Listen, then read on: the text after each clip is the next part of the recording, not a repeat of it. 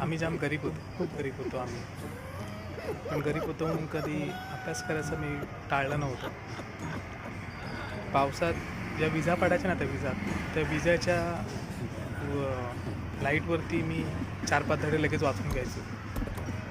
नंतर कधी पाऊस संपला तर विजा पडायच्या बंद झाल्या. मग मी दगडाला दगड आपण तिच्या ठिणग्या उडत त्या ठिणग्याच्या लाईटवरती मी अभ्यास केलेला आहे. नंतर अभ्यासाचा लोड एवढा वाढला की दगड आपटून आपटून माझे हात दुखायला लागले. त्यानंतर मग मी माझी वहीची पानं होती ती पानं जाळायचो आणि त्या जाळलेल्या वहीच्या पानाच्या प्रकाशात मी 7-8 धडे सहज वाचायचो. एवढंच नाही तर शेवटी तर काजवे असतात, त्या काजव्याने एका बरणीमध्ये मी ठेवले असे 50-60 काजवे आणि त्यांच्या ज्या बुडाखालून जे लाईट्स येतात ना त्या लाईट्सनी मी अभ्यास केलेला आहे. एवढी मेहनत घेतली पण अभ्यास करायचा कधी नाही टाळलं.